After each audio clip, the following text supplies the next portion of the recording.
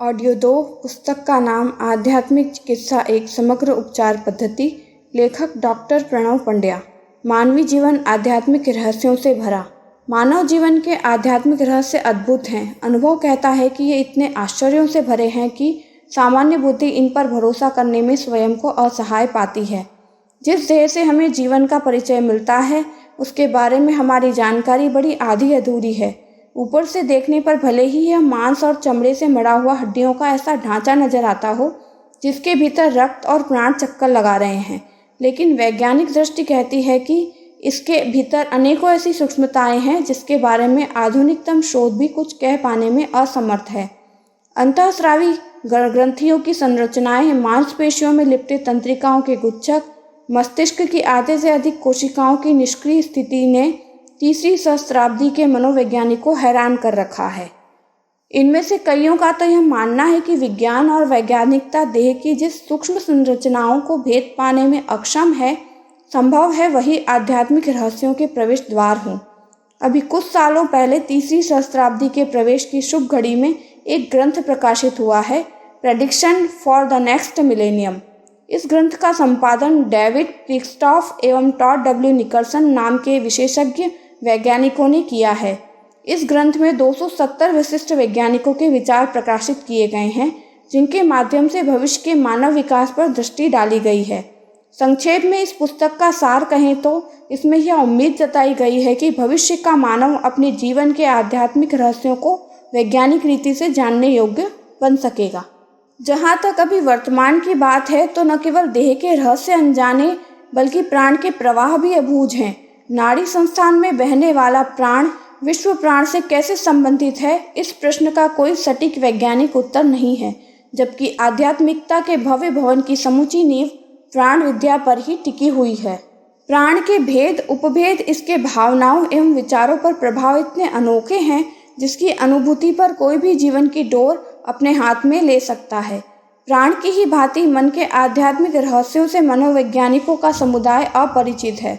मन सोच विचार के संस्थान से कुछ ज्यादा है। इसी तरह से इसके अवचेतन अचेतन की परतों की गहराई वर्तमान जीवन से कहीं अधिक है। इसमें असंख्य ऐसे गहरे भेद समाये हैं जिन्हें केवल आध्यात्मिक साधनाओं से ही उभारा उकेरा और जगाया जा सकता है। ऐसा होने पर यही मन हमें अतीन्द्रिय झलके दिखाने लगता है। किसी अनजाने झरोके से भविष्य की झांकी मिलने लगती है। जीवन की परतें बहुतेरी हैं, इनके रहस्य भी असंख्य हैं, पर इन्हें जान वही सकता है जो सचमुच में जिज्ञासु है, जिसमें स्वस्थ जीवन का सही अर्थ खोजने की लालसा है, जो इस सत्य को समझता है कि आध्यात्मिक चिकित्सा से ही स्वस्थ एवं सफल जीवन के वरदान पाए जा सकते हैं। ऐसे ही एक सच्चे जिज्ञासु सन 1953 में श्री अरविंद आश्रम में साधना के लिए आए। हालांकि उनका पौंडीचेरी से पुराना रिश्ता था, वह यहाँ पर फ्रांसीसी औपनिवेशिक सरकार में पहले सेवारत रहे थे और तभी उनका श्री अरविंद एवं श्री माँ से भाव भरा संबंध बना था।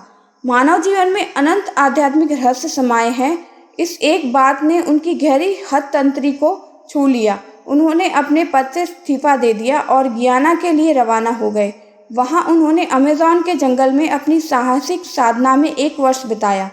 इसके बाद ब्राज़ील होते हुए अफ्रीका पहुँचे। इस साहस भरी खोज में उन्हें सद्गुरु के मार्गदर्शन की गहरी आवश्यकता महसूस हुई। यही एहसास उन्हें श्री माँ की शरण में ले आया। अपनी 30 वर्ष की आयु में वे श्री माँ के समर्पित शिष्य हो गए। माँ ने उन्हें सब प्रेम कहकर संबोधित किया। साधना के लिए साहसिक संकल्प एवं सद्गुरु के प्रति सघन श्रद्धा के सुयोग ने उन्हें नई शुरुआत दी। वे अपनी डगर पर चल पड़े। इस डगर पर चलते हुए उनके सामने एक के बाद एक नए नए आध्यात्मिक रहस्य उजागर होने लगे। सबसे पहले उन्होंने अनुभव किया कि सृष्टि और मानव जीवन का मूल ऊर्जा है। इस ऊर्जा ने अपने निश्चित क्रम में विभिन्न आकार लिए हैं। लोगों की सृष्टि भी इसी तरह से हुई है और मानव जीवन भी इसी भांति अस्तित्व में आया है। अपनी इस अनुभूति के बाद उन्होंने कहा, आइंस्टीन का सूत्र E=mc² वैज्ञानिक ही नहीं आध्यात्मिक सूत्र भी है। आध्यात्मिक अनुभव भी यही कहता है कि पदार्थ और ऊर्जा आपस में रूपांतरित होते हैं। मानव जीवन भी इसी रूपांतरण का परिणाम है, जिसे हम देह, प्राण एवं मन, अंतःकरण एवं अंतरात्मा के संयोग से बना व्यक्तित्व कहते हैं। वह दरअसल कुछ विशिष्ट ऊर्जा तरंगों का सुखद संयोग है। कर्म, इच्छा एवं भावना के अनुसार इन ऊर्जा तरंगों में न्यूनता व अधिकता होती रहती है। स्थिति में होने वाले इस परिवर्तन के लिए वर्तमान जीवन के साथ अतीत में किए गए कर्म, इच्छाएं व भावनाएं जिम्मेदार होती हैं। इन्हीं की उपयुक्त एवं अनुपयुक्त स्थिति के अनुसार जीवन में सुखद एवं दुखद परिवर्तन आते हैं। किसी विशिष्ट ऊर्जा तरंग की न्यूनता जब जीवन में होती है तो स्वास्थ्य, मानसिक स्थिति, पारिवारिक एवं सामाजिक परिस्थिति में तदानुरूप परिवर्तन आ जाते हैं। इस स्थिति को तप, योग, मंत्र विद्या आदि प्रयासों से ठीक भी किया जा सकता है। सतप्रेम ने ये सभी प्रयोग एक वैज्ञानिक की भांति किए। साथ ही उन्होंने अपने निष्कर्षों को लिपिबद्ध भी किया। जो भी मानव जीवन के आध्यात्मिक रहस्यों को विस्तार से जानना चाहते हैं, उनके लिए सतप्रेम की रचनाएं मार्गदर्शक प्रदीप की भांति हैं। प्रायोगिक निष्कर्ष के क्रम में उन्होंने सबसे पहले Sri Aurobindo of the adventure of consciousness लिखा। इसके कुछ ही बाद उन्होंने on the way of supermanhood प्रकाशित किया। श्री माँ के संग साथ की अनुभूतियों को उन्होंने मदर्स एजेंडा के 13 खंडों में लिखा। इसके बाद the divine materialism, the new species, the mutation of death की एक ग्रंथ त्रयी लिखी। इसके बाद द माइंड ऑफ सेल्स प्रकाश में आया। सन 1889 में अपनी साधना कथा को द रिवॉल्ट ऑफ अर्थ नाम से प्रकाशित किया। सतप्रेम ने अपना संपूर्ण जीवन मानव जीवन के आध्यात्मिक रहस्यों की खोज में बिताया। एक गंभीर वैज्ञानिक की भांति उन्होंने अपने शोध निष्कर्ष प्रस्तुत किए। सार रूप में उनके निष्कर्षों के बारे में 2 बातें कही जा सकती हैं। 1, हम सभी सृष्टि एवं सृष्टा के साथ एक दूसरे से गहराई में गुथे हैं। 2, कर्म चक्र की हम सबके जीवन को परिवर्तित कर रहा है। इन 2 बातों के साथ 2 बातें और भी है। 1, इच्छा, संकल्प, साहस एवं श्रद्धा के द्वारा हम सभी अपनी अनंत शक्तियों को जागृत कर सकते हैं। 2, आध्यात्मिक चिकित्सा ही मानव व्यक्तित्व का एकमात्र समाधान है। इसे आस्तिकता के अस्तित्व में अनुभव किया जा सकता है। आध्यात्मिक चिकित्सा का मूल है आस्तिकता। आस्तिकता के अस्तित्व को झुठलाना संभव नहीं। यह इतना स्पष्ट है जितना कि हम स्वयं हमारा अपना जीवन, जिन्हें जीवन की संपूर्णता का एहसास होता है, वे आस्तिकता की अनुभूति किए बिना नहीं रहते। जो आस्तिकता को नकारते हैं, दरअसल वे जिंदगी को नकारते हैं, अपने आप को अस्वीकार करते हैं। आस्तिकता का मतलब है जीवन के होने की सच्ची स्वीकारोक्ति, जीवन और जगत के संबंधों की सूक्ष्म व सघन अनुभूति। लोक प्रचलन में ईश्वर के प्रति विश्वास या आस्था को आस्तिकता का पर्याय माना जाता है। वैदिक विद्वान नास्तिक को वेद निंदक कहकर वेद ज्ञान के प्रति आस्था को आस्तिकता के रूप में परिभाषित करते हैं। अपने सार मर्म में, प्रचलन में एवं दर्शन में आस्तिकता के बारे में जो भी कुछ कहा गया है, वह एक ही सच के विविध रूप हैं। कथन और परिभाषाएं अनेक होने पर भी आस्तिकता का सच एक ही है। जब हम आस्तिकता को ईश्वर के प्रति आस्था कहते हैं, तो इसका मतलब इतना ही है कि हमें समष्टि जीवन के प्रति, सर्वव्यापी अस्तित्व के प्रति आस्थावान होना चाहिए। यही बात वेद ज्ञान के बारे में है। वेद का मतलब 4 पोथियों से नहीं है, बल्कि यह सत्य ज्ञान एवं सत्य विद्या है। परंपरागत ढंग से सोचें तो प्राचीन ऋषिगणों ने जीवन और जगत की सूक्ष्मताओं एवं गहनताओं का जो ज्ञान पाया, वही वेदों में संकलित है। इसकी अवहेलना या उपेक्षा करके हम जीवन के समग्र विकास को कभी भी नहीं पा सकते। बीते सालों में विज्ञान के नाम पर आस्तिकता को झुठलाने की अनेकों कोशिशें की गई। कई तरह के व्यंग, कटाक्ष एवं कटुक्तियों उच्चारित की गई। बात यहाँ तक बढ़ी कि नास्तिकता को वैज्ञानिकता का पर्याय माना जाने लगा। इस उल्टी सोच ने अनेकों उल्टे काम कराए।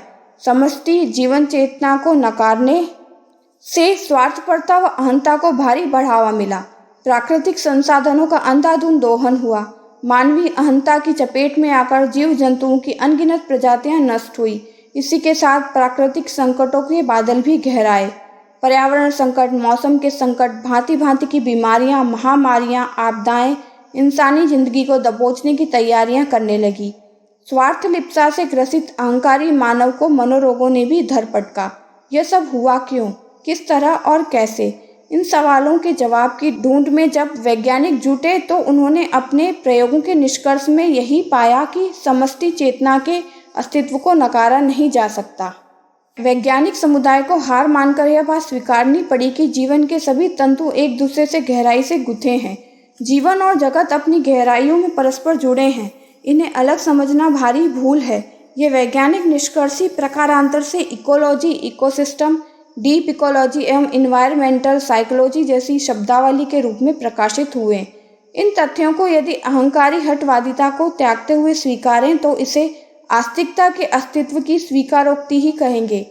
इस वैज्ञानिक निष्कर्ष के बारे में युगों पूर्व श्रीमद् भगवद गीता में कहा गया था, सूत्रे मणि गणाइव, यानी कि जीवन के सभी रूप एक परम दिव्य चेतना के सूत्र में मणियों की भांति गुथे हैं। उपनिषदों ने इस सच्चाई को अयआत्मा ब्रह्म कहकर प्रतिपादित किया। इसका मतलब यह है कि यह मेरी अंतरात्मा ही ब्राह्मी चेतना का विस्तार है। इसे यूं भी कहा जा सकता है कि अपने जीवन का भाव भरा विस्तार ही यह जगत है, अपने विस्तार में ही समष्टि है। उपनिषद युग की इन अनुभूतियों को कई मनीषी इस वैज्ञानिक युग में भी उपलब्ध कर रहे हैं और यही वजह है कि उन्होंने आस्तिकता को आध्यात्मिक चिकित्सा के सर्वमान्य सिद्धांत के रूप में मान्यता दी है। इन्हीं में एक T.L. मिशेल का कहना है कि आस्तिकता से इनकार जीवन चेतना को विखंडित कर इसे अपंग अपाहिज बना देता है। इस इनकार से जीवन में अनेकों नकारात्मक भाव पैदा होते हैं, जिनके बद्ध मूल होने से कई तरह के रोगों के होने की संभावना पनपती है।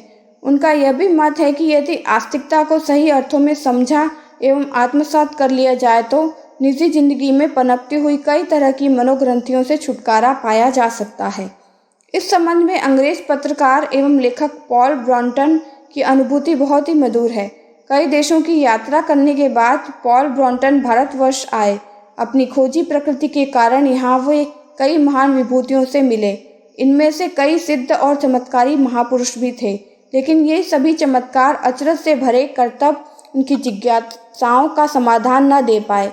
इन सारी भेंट मुलाकातों के बावजूद उनके सवाल अनुत्तरित रहे। मन जस का तस अशांत रहा। वे अपने आप में आध्यात्मिक चिकित्सा की गहरी आवश्यकता महसूस कर रहे थे, पर यह संभव कैसे हो। अपने सोच विचार एवं चिंतन के इन्हीं क्षणों में उन्हें महर्षि रमण का पता चला।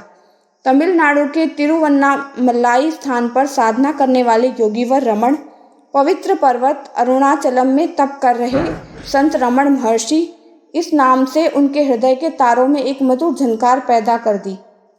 उन्हें ऐसा लगा जैसे कि महर्षि अपने अदृश्य स्वरों से उन्हें आमंत्रित कर रहे हों। स्वर अनजाने थे पर पुकार आत्मीय थी।